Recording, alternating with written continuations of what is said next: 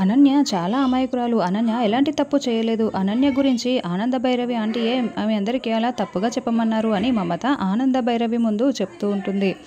అనన్య, నువ్వు చెప్పమన్నట్టుగానే చెప్పాను. ఇలా అనన్య నాతో అబద్ధం చెప్పించిందండి అని మమత కుటుంబ సభ్యులందరికీ చెప్తూ ఉంటే అందరూ కూడా షాకింగ్గా చూస్తూ ఉంటారు. అనన్య, ఆనంద భైరవి ఆంటీ కుటుంబానికి నేను అన్యాయం చేయలేను. నువ్వు ఇలాంటి కుటుంబానికి కోడలివైనందుకు సంతోషపడు, గర్వంగా ఫీల్ అవ్వు. కానీ ఈ కుటుంబానికి అన్యాయం చేద్దాం, ద్రోహం చేద్దాం అనుకున్నావనుకో, నాకు ఎథిక్స్, కుటుంబ విలువలు తెలియదు అనుకున్నావా ఏంటి? నాకు ఎథిక్స్, కుటుంబ విలువలు బాగా తెలుసు. అందుకే నేను మీ కుటుంబానికి ద్రోహం చేయాలనుకోవట్లేదు. నువ్వు ఎన్ని విధాలుగా చెప్పినా కూడా నేను ఆనంద భైరవి ఆంటీ తప్పు చేశారని చెప్పి ఎప్పటికీ చెప్పలేను. ఎందుకంటే ఆనంద భైరవి ఆంటీ చాలా మంచివారు, నీకు లాంటి వాళ్ళు కాదే అని మమత అందరి ముందు చెప్పడంతో అందరూ కూడా కోపంగా అనన్య వైపు చూస్తూ ఉంటారు. ఒసేయ్, నువ్వు బాగుపడవే, నా పైన ఉన్నవి లేనివన్నీ చెప్పి నా కుటుంబ సభ్యులందరి ముందు నన్ను తలదించుకునేలా చేసి వెళ్ళిపోతున్నావు. నువ్వు నిజంగా బాగుపడవే అని అనన్య మమతను తిడుతూ ఉంటుంది. ఇక అనన్య అలా బాధపడుతూ ఉంటే ఆనంద భైరవి మాత్రం ఆ పెద్దావిడతో తన కొడుక్కి ఉద్యోగం కావాలని చెప్పించింది నేనే అనన్య, నువ్వు నా వలలో చిక్కుకున్నావు అని ఆనంద మనసులో అనుకుంటూ ఉంటుంది. ఇక అనన్య కోటేశ్వరరావు దగ్గరికి వెళ్ళి, మామయ్య గారు, నా ఫ్రెండ్ మమత చెప్పిందంతా కూడా అబద్ధం అని అంటూ ఉంటుంది. ఎవరు అబద్ధం చెప్తున్నారో ఎవరు నిజం చెప్తున్నారో కాస్త కూడా అర్థం కావట్లేదు అని కోటేశ్వరరావు అంటూ ఉంటాడు. అత్తయ్య గారు, మీరైనా నన్ను నమ్మండి అని లీలావతిని అడుగుతూ ఉంటే, నిన్ను చూస్తుంటేనే చిరాగ్గా ఉంది అనన్య, నిన్ని రోజులు నువ్వు మంచిదాని అనుకున్నాం అని లీలావతి కోపంగా అక్కడి నుంచి వెళ్ళిపోతూ ఉంటుంది. అనన్య, నన్ను ఎప్పటికప్పుడు దెబ్బ కొడదామనుకుంటున్నావు, కానీ నువ్వే దెబ్బైపోతున్నావు. నా జోలికి రామాకు అనన్య అని అనన్యకు చెప్పి అక్కడి నుంచి వెళ్ళిపోతుంది. ఇక అనన్య గట్టిగా అని అరుస్తూ ఉంటుంది. ఇక మరోవైపు శరణ్య టెన్షన్ పడుతూ ఉంటుంది. అప్పుడు సుశీల శరణ్య దగ్గరకు వెళ్ళి, అమ్మి శరణ్య, ఎందుకు అంతలా టెన్షన్ పడుతున్నావు అని అడుగుతూ ఉంటుంది.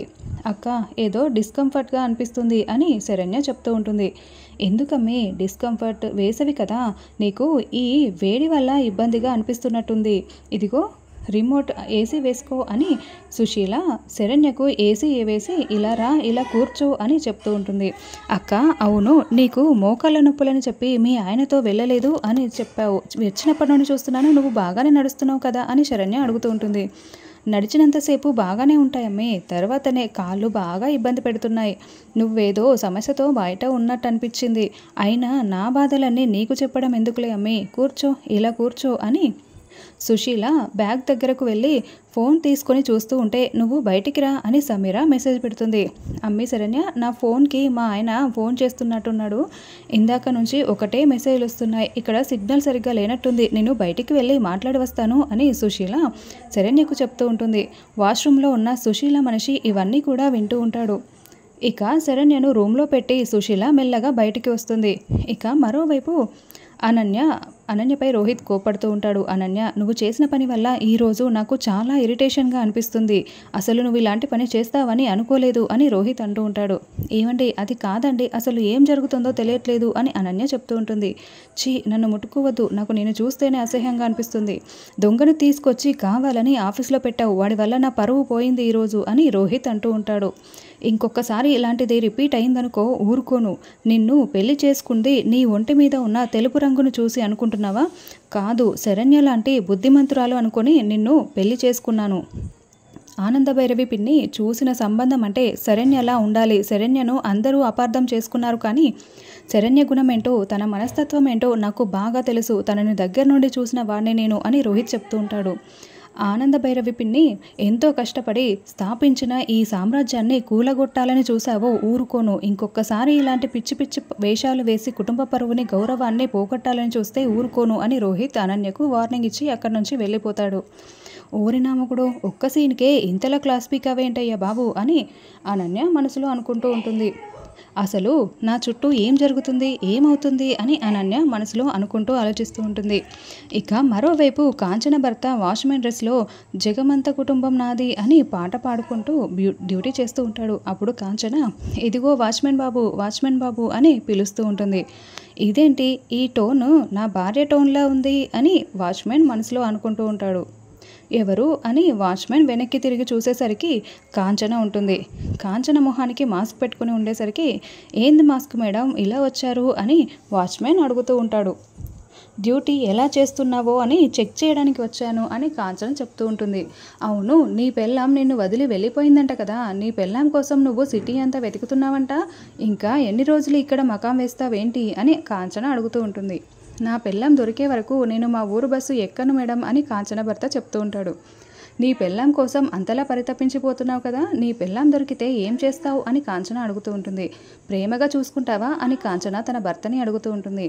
ముందు దాన్ని నరకం చూపిస్తాను, ఇన్ని రోజులు నేను ఎంత కష్టపడ్డానో ఆ కష్టం అంతా దానికి తెలిసేలా చేస్తాను, అప్పటికీ అది బ్రతికి ఉంటే అప్పుడు ప్రేమను చూపిస్తాను అని వాచ్మెన్ కాంచనకు చెప్తూ ఉంటే, అమ్మో నా వల్ల కాదు అని కాంచన అంటూ ఉంటుంది. అదేంది మేడం, నేను నా భార్యకు ప్రేమ కానుకలు ఇస్తా అంటే మీరు నా వల్ల కాదు అంటున్నారు అని వాచ్మెన్ అడుగుతూ ఉంటాడు. ఏం లేదులే, అదంతా గుర్తు చేసుకుంటుంటే నాకు భయం వేస్తుంది అని కాంచన చెప్తూ ఉంటుంది. అయినా ఎందుకు నీ భార్య పట్ల నువ్వు రాక్షసుడిలా ప్రవర్తిస్తా అంటున్నావు అని కాంచన తన భర్తని అడుగుతూ ఉంటే, నన్ను రాక్షసుని చేసింది అదే కదా అని కాంచన భర్త చెప్తూ ఉంటాడు. కాంచన సడన్గా మాయమైపోతుంది. ఇదేంది మేడం, మార్కెట్లో నా పిల్లం కనిపించి మాయమైనట్టు మీరు కూడా మాయమైపోయారు అని వాచ్మెన్ మనసులో అనుకుంటూ జగమంత కుటుంబం నాది అని మళ్ళీ పాట పాడుకుంటూ డ్యూటీ చేస్తూ ఉంటాడు. వామ్మో, ఈ సచ్చినోడు చాలా పగ, కోపం, ద్వేషంతోనే ఇక్కడికి వచ్చినట్టున్నాడు. వేట కుక్క మాదిరి ఆకలితో వెతుకుతున్నట్టు నన్ను వెతుకుతున్నాడు, వీడికి దొరికితే నా పని అవుటే అని కాంచన మనసులో అనుకుని పరిగెత్తుకుంటూ లోపలికి వెళ్ళిపోతుంది. ఓరి నాయనో, ఇదేంటి, నేనేదో అనుకుంటే ఇంకేదో జరుగుతుంది అని అనన్య మనసులో అనుకుంటూ ఉంటుంది. నేను ఆ ఆనంద భైరవి స్థానాన్ని తగ్గిద్దామని ఇన్ని స్కెచ్లు వేస్తుంటే ఇదేదో నా తలకే చుట్టుకున్నట్టుందే అని అనన్య అనుకుంటూ ఉంటుంది. అప్పుడే ఆనంద వచ్చి, పిల్ల పిచ్చుక ఏమనుకుంటున్నావే నువ్వు, ఈ ఆనంద భైరవి అంటే నీకు అల్లా టప్పాగా కనిపిస్తుందా, నా స్థానాన్నే తగ్గించాలని చూస్తావా, ఈ ఇంటికి పెద్ద కోడల్ని అని విర్రవేగుతున్నావు కదా, ముందు నా వరకు కాదు పెద్ద కోడలి స్థానాన్ని దక్కించుకునే ప్రయత్నం చేయి, తరువాత ఈ ఆనంద భైరవి వరకు వద్దు, కానీ అడ్డదారిలో ఇంటికి పెద్ద కోడలు అయ్యావేమో కానీ ఈ ఆనంద భైరవి పరువు తీయడానికి నువ్వు కనీసం చిన్న ప్రయత్నం కూడా చేయలేవే, ఎందుకంటే ఈ ఆనంద భైరవి స్థానం అంటే అదే పిల్ల పిచ్చుక అని ఆనంద అనన్యకు వార్నింగ్ ఇచ్చి అక్కడి నుంచి వెళ్ళిపోతుంది. ఇక మరోవైపు రాజేశ్వరరావు, ఆనంద లహరిని చూసుకోవడానికి అబ్బాయి వాళ్ళు వస్తారన్నావు కదా, ఏర్పాట్లన్నీ చేశావా అని అడుగుతూ ఉంటాడు. ఏర్పాట్లన్నీ నేను దగ్గరుండి చూసుకుంటాను బాబాయ్ అని రోహిత్ చెప్తూ ఉంటాడు. ఒరేయ్ రాజేశ్వరరావు, రోహిత్కి తన చెల్లెలంటే ఎంత ఇష్టమో అని కోటేశ్వరరావు చెప్తూ ఉంటాడు. ఇక అప్పుడే అనన్య వచ్చి, చిట్టి రోబోలాగా రేపు పెళ్లి చూపులకు మా ఆయనే అన్ని పనులు దగ్గరుండి చూసుకుంటారన్నమాట అని చెప్తూ ఉంటుంది. అక్క, రేపు పెళ్లి చూపుల్లో ఎలాంటి లోటు రాకూడదు, రేపు పెళ్లి చూపుల్లో లహరికి పక్కన తల్లిదండ్రులుగా మీరే కూర్చోవాలి అని ఆనంద చెప్తూ ఉంటుంది. ఆనంద ఎందుకలా అని లీలావతి అడుగుతూ ఉంటుంది. లహరిని కన్నది నేనైనా తనని గుండెల మీద పెంచుకుంది నువ్వే కదక్క, అందుకే లహరికి తల్లిదండ్రులు నువ్వు బావగారే అని ఆనంద చెప్తూ ఉంటుంది. ఇక అప్పుడే లహరి వస్తూ ఉంటుంది. లహరి, రేపు నిన్ను చూసుకోవడం కోసం పెళ్లి వాళ్ళు వస్తున్నారు, జస్ట్ ఇది ఫార్మాలిటీ కోసమే, సరోజినీరావు గారు నిన్ను ఎప్పుడెప్పుడు వాళ్ళ ఇంటి కోడల్ని చేసుకోవాలా అని ఎదురు చూస్తున్నారు, ఇప్పుడు వెళ్ళి ప్రశాంతంగా పడుకో, రేపు ఉదయం కల్లా నీ మొహంలో గ్లో వస్తుంది దానంతటదే అని ఆనంద చెప్తూ ఉంటే, సరే అమ్మా అని లహరి రూమ్లోకి వెళ్ళి ఇరిటేట్ అవుతూ ఉంటుంది. అప్పుడే లహరి ఫోన్ రింగ్ అవుతూ ఉంటుంది. లహరి ఫోన్ నెంబర్ని చూసి షాకింగ్గా టెన్షన్ పడుతూ ఉంటుంది. హలో అని లిఫ్ట్ చేసి అంటూ ఉంటే, నేను చెప్పిన మ్యాటర్ ఏం చేసావు లహరి అని అవతల నుంచి ఒకతను మాట్లాడుతూ ఉంటాడు. ఒరే చెత్త వెధవ, ఎందుకురా నన్ను ఇంతలా టార్చర్ చేస్తున్నావు అని లహరి అడుగుతూ ఉంటుంది. నేను అనాల్సిన మాట నువ్వంటున్నావేంటి లహరి, మర్యాదగా నేను చెప్పిన లొకేషన్కి నువ్వు వస్తావా లేదా అని అతను అడుగుతూ ఉంటే, ఒరేయ్ నేను రాను అని లహరి చెప్తూ ఉంటుంది. అయితే రేపు ఉదయం 10 గంటలకు నీకు పెళ్లి చూపులంట కదా, డైరెక్ట్గా ఆ ఫొటోస్ని నీ పెళ్లి చూపుల దగ్గరికి పంపించేస్తాను అని అతను లహరిని బ్లాక్మెయిల్ చేస్తూ ఉంటాడు. నాకు పెళ్లి చూపులని నీకెలా తెలుసు అని లహరి అడుగుతూ ఉంటుంది. నా బ్యాక్గ్రౌండ్ గురించి నీకు తెలియదు, నువ్వు ఎప్పుడెప్పుడు ఏ క్షణంలో ఏం చేస్తున్నావో అన్నీ నాకు తెలుస్తూ ఉంటాయి అని అవతల నుంచి అతను చెప్తూ ఉంటాడు. మర్యాదగా నేను పంపించిన లొకేషన్కి 1 అవర్లో నువ్వు వచ్చావా, సరే లేదంటే నీ ఫోటో సరాసరి మీ ఇంటికే వస్తాయి అని లహరిని అతను బ్లాక్మెయిల్ చేస్తూ ఉంటాడు.